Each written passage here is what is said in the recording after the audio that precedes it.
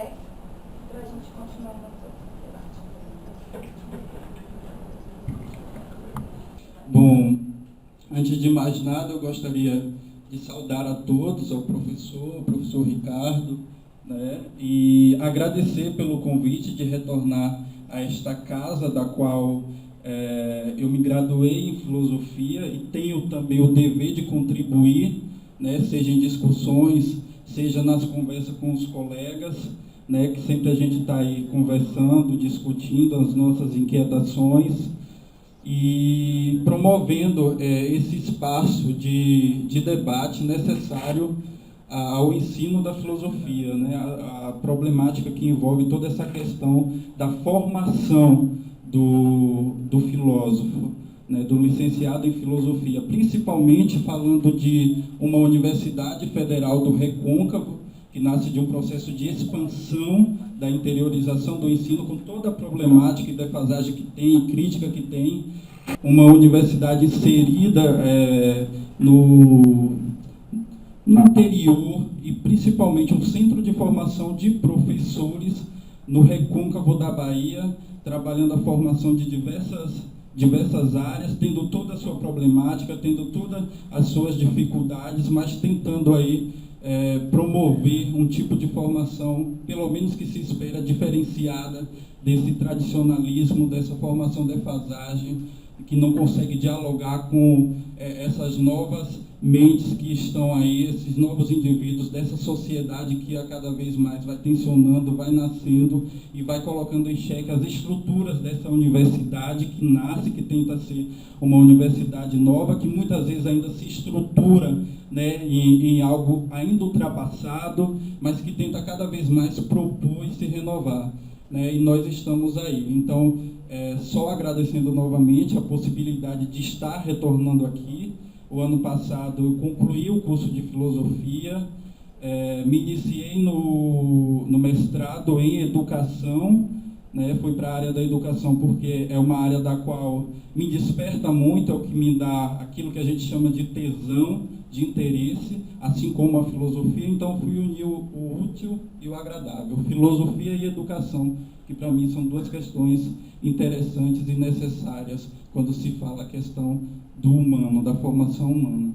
Bom, eu não elaborei, na verdade, um texto sistemático, eu só pontuei algumas falas, né, que está dialogando também com as inquietações que o professor Plácios ele traz para a gente, e vou, na verdade, trazer um pouco da reflexão do que foi a minha formação dentro do curso de licenciatura aqui da UFRB, trazendo um pouco das inquietações que dialoga também, se relaciona com as inquietações e com as discussões, muitas vezes, que tivemos aqui na própria disciplina com o professor Ricardo, da qual nós participamos, e com algumas discussões travadas em internet também, que a gente já está a todo momento conectado com essas ferramentas tecnológicas, e o conhecimento também venha cada vez mais se dando de formas diferenciadas e unindo também diferentes pessoas, diferentes áreas de formação, possibilitando a gente trocar algumas experiências.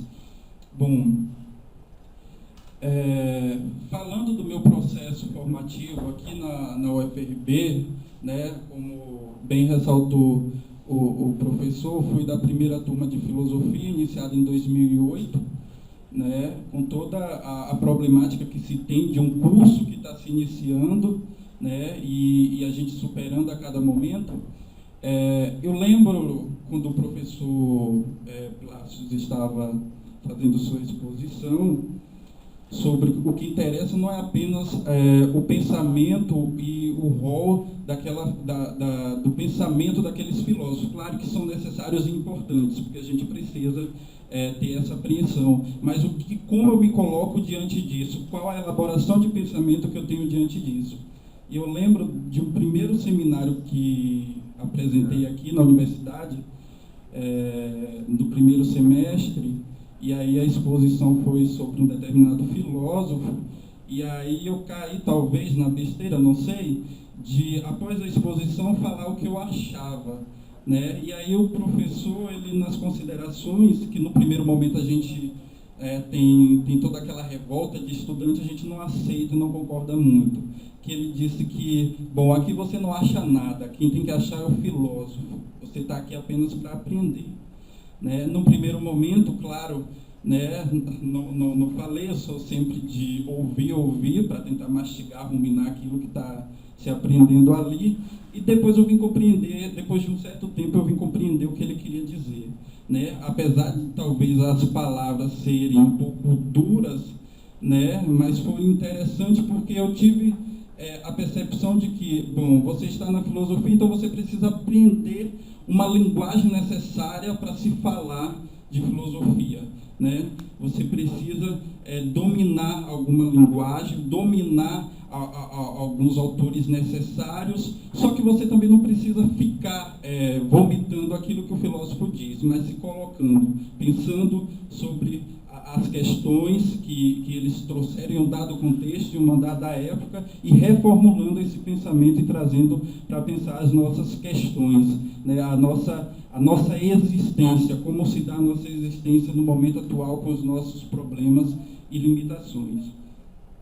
Bom, no último seminário eu pude assistir pela internet, né, para ver como foi a discussão, que estava o professor Dante Galef, né, o professor Gil também apresentando, o professor Miguel e o professor Emanuel, né, e uma frase interessante do professor Dante Galef me chamou a atenção quando ele fala dessa apropriação antropofágica que a gente precisa fazer quando se está lendo, se está aprendendo sobre um determinado pensamento de um filósofo, para não ficar nessa repetição.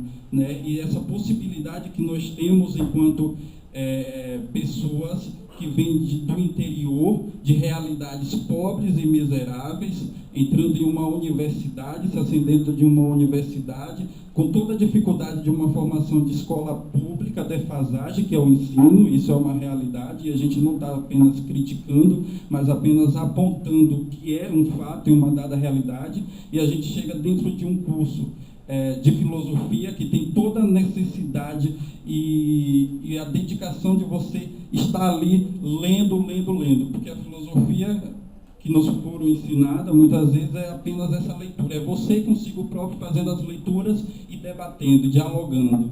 Né? E aí, com toda essa dificuldade da nossa formação, com todo o problema de interpretação, de leitura, que é a nossa formação escolar do ensino público, né, de muitas realidades do nosso país, inclusive da minha realidade também, e dentro de um curso de filosofia, você vivenciando tudo isso, você tendo que refazer todo esse caminho para tentar cumprir, né, essas obrigações que nos é colocada, de atender às disciplinas, de você fazer uma leitura de um texto e tentar expor essa leitura a partir de um texto pessoal próprio seu, mas só que você ainda não tem a autoridade própria de falar a partir de você tem que estar fazendo um comentário sobre o filósofo, que é necessário para você, pelo menos nos ensina que é necessário para você mostrar o nível de apreensão que teve daquilo que está sendo discutido na disciplina, e muitas vezes a gente entra nesse processo de não se colocar, né? Eu tenho que cumprir uma determinada disciplina, então eu vou fazer ali o que o professor, suponho, ele queira ouvir, a partir do que ele expôs na sua sala de aula. Bom, eu trouxe, na verdade, uma única citação de um filósofo do qual eu tenho uma simpatia por ele, porque foi o meu trabalho de conclusão de curso. Na verdade, eu discuti a educação a partir do Nietzsche. Então, o Nietzsche tem alguns pontos interessantes que me potencializa enquanto estímulo de pensar algumas questões da minha própria existência e do ambiente, do contexto que eu vivo. E aí eu quero trazer essa citação para começar uma reflexão a partir e tentando não ficar restringindo apenas a essa leitura, mas tentando fazer uma reflexão um pouco mais autônoma, né, mais encabeçado Por isso que ele coloca que é um texto de tradução da professora Noeli Correia, sobrinho, que foi escrito sobre educação, que o Nietzsche proferiu na Universidade de Basileia, criticando o ensino. Então, muitas questões que são lá do século XIX parece que está falando a nossa realidade atual, o nosso contexto vivido. E aí trazendo toda a problemática e críticas ao ensino de filosofia, a uma filosofia que começa no contexto alemão do século XIX e 18, 19, inicia-se com o Schopenhauer fazendo uma crítica à filosofia universitária, e o Nietzsche traz alguns elementos também interessantes sobre essa questão do Estado interferindo no ensino e na formação dos professores, e principalmente a formação do professor de filosofia, tendo que trabalhar alguns conhecimentos necessários.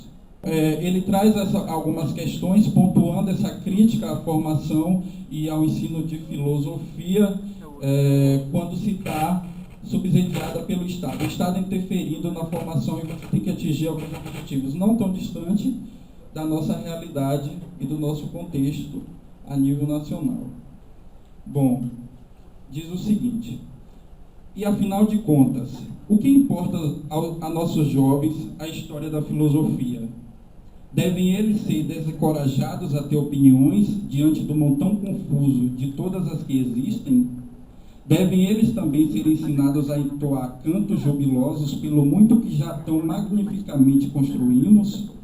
Devem eles, porventura, aprender a odiar e desprezar a filosofia?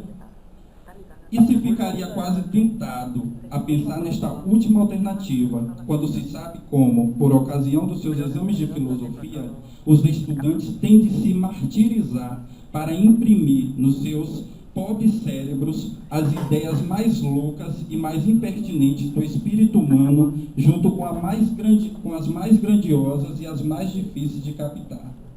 A única crítica de uma filosofia a que é possível, e que além disso é também a única que demonstra algo, quer dizer, aquela que consiste em experimentar a possibilidade de viver de acordo com ela, esta filosofia jamais foi ensinada nas universidades. Sempre se ensinou apenas a crítica das palavras pelas palavras. E agora, que se imagina uma mente juvenil, sem muitas experiências de vida, em que são encerrados confusamente 50 sistemas reduzidos a fórmulas e 50 críticas destes sistemas. Que desordem, que barbárie, que escárnio quando se trata da educação para a filosofia. De fato, todos concordam em dizer que não se é preparado para a filosofia, mas somente para uma prova de filosofia, cujo resultado já se sabe, é normalmente que aquele que sai desta prova, eis que é o mesmo uma provação. Confessa para si com confuso suspiro de alívio: graças a Deus, não sou um filósofo, mas um cristão e cidadão do meu país. Bom, é interessante, né, essas críticas que o Nietzsche coloca à formação do filósofo, né, quando se restringe a ser esse erudito, né, a você ter que se apropriar do texto, né, não se colocar a partir dessas leituras e ter que vomitar, ter que falar, repetir. Né, e aí eu estou falando de um público específico, não estou falando de crianças nem de adolescentes, eu estou falando de adultos, né, que não tiveram acesso à escolaridade, essa escolaridade formal, mas que tem uma experiência de vida e uma formação de vida, né, como trabalhar a filosofia para esses estudantes que ainda estão no processo de alfabetização, que ainda não conseguem fazer a leitura de um texto. Como trabalhar uma obra literária com esses sujeitos? E aí, reconhecendo uma grande dificuldade no projeto, que era a questão da convivência e a questão do falar de si, né, da experiência de si, e das dificuldades também que alguns ressaltavam com a questão de aceitar o ponto de vista do outro. Mas como eu vou trabalhar esses elementos de filosofia para pessoas que ainda não foram alfabetizadas, que estão no processo de alfabetização e que não têm esse mundo técnico da escrita? E aí uma das nossas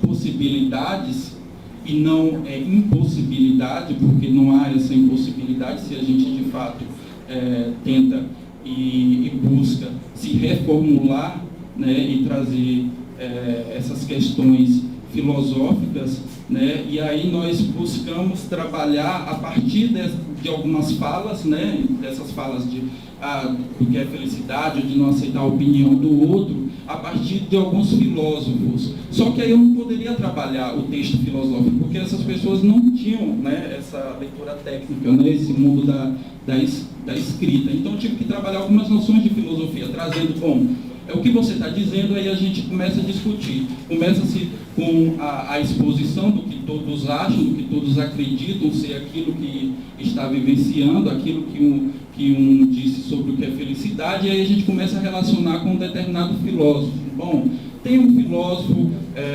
em um período tal que pensa sobre, ele diz o seguinte, e aí a gente começa a exposição.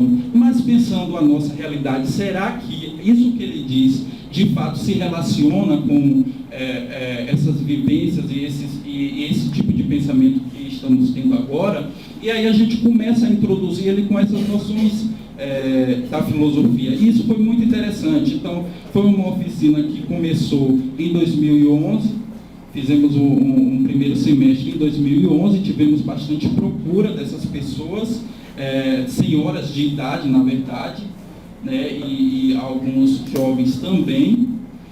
E 2013 continuamos novamente com mais 2 oficinas, 2 semestres, né, aí foi um ano, e em 2013 novamente continuamos, e aí finalizou quando eu fui para o mestrado, e aí a colega ficou finalizando essa nossa oficina. E foi bem interessante essas experiências que nos deram ânimos, e essas experiências nos deram, me deu, na verdade, alguns subsídios nas questões pedagógicas. Ela era da pedagogia, então essas experiências com a questão metodológica, com a questão didática, com essa questão do ensino, eu comecei a ter algumas noções a partir dessa experiência de como ela se portava diante disso, e pude também contribuir com essas questões da filosofia. Então houve sim uma troca bem interessante. Então eu aprendi alguns elementos que na minha formação ainda estava um pouco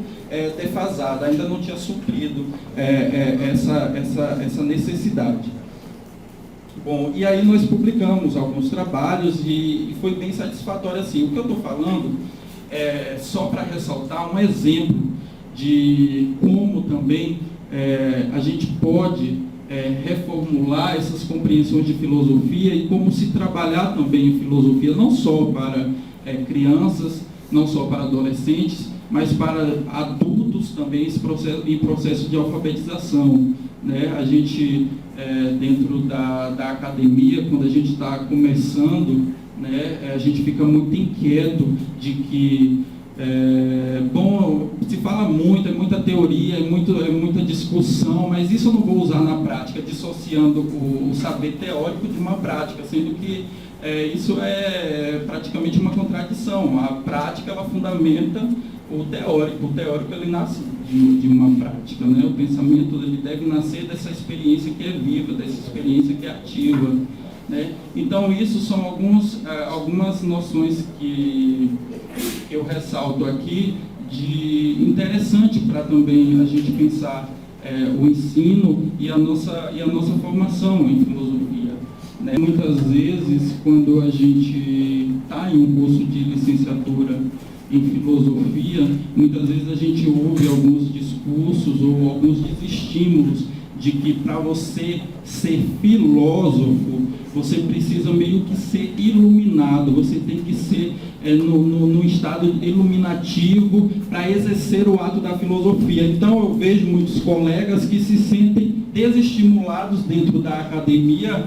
no curso de filosofia, porque se rotula que aluno A ou aluno B, ele é o mais interessante, é o mais que se destaca mais, e desqualifica muitas vezes nesse discurso as potencialidades dos nossos outros alunos, dos nossos outros estudantes, né? E é um desestímulo que eu ouço. Eu não estou falando apenas de machismo, não estou falando apenas de minha experiência, eu estou falando de diálogos que eu tenho com os colegas também, não só aqui da filosofia, mas de outros processos de formação também, de outros cursos de licenciatura também, né? É essa nossa capacidade de limitar e de estipular que só deve fazer filosofia aquele que tem a predisposição ou a capacidade de estar a todo momento argumentando, a todo momento falando, a todo momento expondo suas ideias. Eu fui um estudante do qual participava pouco, na verdade, das discussões, mas também por essa limitação da minha própria formação. A gente é educado para se calar, né, na nossa educação básica. Você não pode expor suas ideias, você tem que se calar, você tem que ouvir, né, e da nossa formação patriarcal e etc. e tal. Toda essa noção educativa tradicionalista que nós tivemos. E aí a gente chega dentro da academia e um curso de filosofia que tensiona essas questões, e aí você se sente um pouco reprimido de expor suas ideias, porque você não teve um espaço anterior que possibilitasse a exposição e o desenvolvimento de suas ideias. E aí o curso de filosofia ele tensiona que para você exercer o ato filosófico você também tem que expor, você também tem que se colocar, você tem que trazer também o seu pensamento, quando isso também é aceito, quando o seu pensamento ele também é aceito. Claro que eu estou falando aqui que não é dizer apenas que eu acho de apenas um achado, né? Mas de um fundamento. Você tem que ter um fundamento. Eu não estou renegando que você precisa ter uma apreensão, que você precisa se dedicar, que você precisa ler as obras filosóficas. Nós precisamos, porque precisamos também caminhar, né? Precisamos desse caminho, dessa discussão. Mas o que eu estou dizendo é que a gente não pode apenas se limitar a esse vômito, né, do que a gente fala das críticas apenas pelas palavras, né? É preciso também se colocar e expor, né? Porque a gente trabalha com a elaboração do pensamento. Então, cada vez mais, o que a educação é tensionada, o que nós somos tensionados, e principalmente na filosofia, é essa questão da elaboração do pensamento, né? Hoje em dia, o professor chega na sala de aula, né, você se sente até desestimulado quando você tem essa visão tradicionalista, essa defasagem da própria formação, que não abarca tudo também. Essa defasagem, na verdade, que a própria formação ela não dá conta. Claro que não dá, porque a todo momento a sociedade vai se transformando, mas quando eu chego em uma sala de aula, e aí para falar desse ensino de filosofia, quando eu chego na sala de aula, que o estudante, como eu já disse, ele vivencia um outro mundo, esse mundo conectado. Então eu, como professor, muitas vezes eu não tenho esse conhecimento dessas ferramentas tecnológicas, que inclusive há uma disciplina atrás, o professor Ricardo começou a trabalhar com a gente no AVA, né, que a universidade tem esse programa, essa possibilidade da gente fazer algumas discussões através da internet, que muitas vezes a gente acha tão chato e problemático, né, porque tem essa dificuldade toda hora cai o sistema, né, mas eu acho bem interessante as discussões que é possibilitada, porque aí de onde você estiver, você pode participar daquela discussão. Então, qual o papel, né, nosso, enquanto estudantes de filosofia, enquanto docentes de filosofia?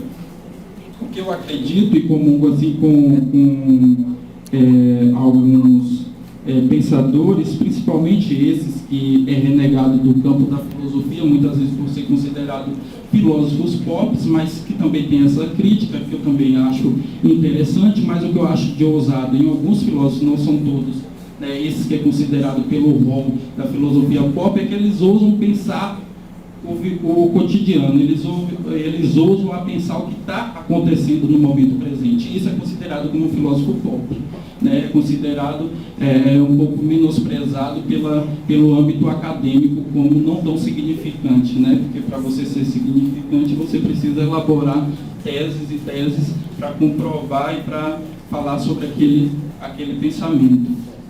Né? Mas o que eu acho interessante do papel do formador hoje em dia é essa capacidade que ele tem já que na internet nós temos tudo disponíveis, nós temos todos os conteúdos que vamos trabalhar, todos os livros de filosofia, a maioria se encontra disponível, as obras filosóficas, textos, então o estudante tem acesso a tudo isso, né? Nossos estudantes têm acesso a esse mundo todo, né? A partir lá da internet, né? E qual o nosso papel diante disso? Talvez o nosso papel seja essa possibilidade da necessidade, bom, eu preciso saber fazer uma pesquisa, eu preciso saber me localizar, eu preciso articular esse texto que eu estou lendo com esse outro, com o meu próprio pensamento, como eu articulo essas ideias, né? Como eu elaboro um pensamento crítico a partir disso que eu estou lendo, a partir dessas informações, porque são muitas informações, como selecionar essas informações e como articular uma com a outra, né? E como a partir disso fazer a elaboração de um pensamento crítico. Então eu acho que esse é o nosso papel também enquanto educadores, enquanto formadores. Eu gostaria de finalizar, e aí nas discussões a gente se aprofunda mais, né, o campo se abre mais. Eu gostaria de finalizar com... Eu gosto também de poesia, eu gosto de estudar filosofia e também de ler poesia, literatura. Eu acho que isso estimula bem o pensamento e isso enriquece também essa linguagem muitas vezes dura do conhecimento, né? E tem um poema, na verdade, do José Régio, que eu utilizei como epígrafe do meu trabalho de conclusão de curso, né, que é o Cântico Negro. Eu vou apenas falar, não tenho esse dom de recitar, mas apenas para finalizar neste momento essa minha fala, para a gente abrir para a discussão, que ele diz o seguinte: vem por aqui, dizem-me alguns com olhos doces, estendendo seus braços e seguro de que seria bom que os ouvisses, quando me dizes, vem por aqui. Eu olho todos com olhos laços, e há nos meus olhos ironias e cansaços. Eu cruzo os braços e nunca vou por aí. Se vim ao mundo, foi somente para desflorar florestas virgens e desenhar os meus próprios pés na areia inexplorada. O mais que faço não vale nada. Como, pois, sereis vós que me dareis machados e ferramentas para derrubar os meus obstáculos? Corre nas vossas veias o sangue velho dos avós, e vós amais o que é fácil. Eu amo longe a miragem, e tendo a minha loucura, e estendo como um facho a arder na noite escura. Que ninguém me dê piedosas intenções, ninguém me peça definições, ninguém me diga, vem por aqui. A minha vida é um átomo que se animou, é um rastro a mais que se fez. Eu não sei para onde vou, eu não sei por onde vou, mas sei que não vou por aí. Muito obrigado.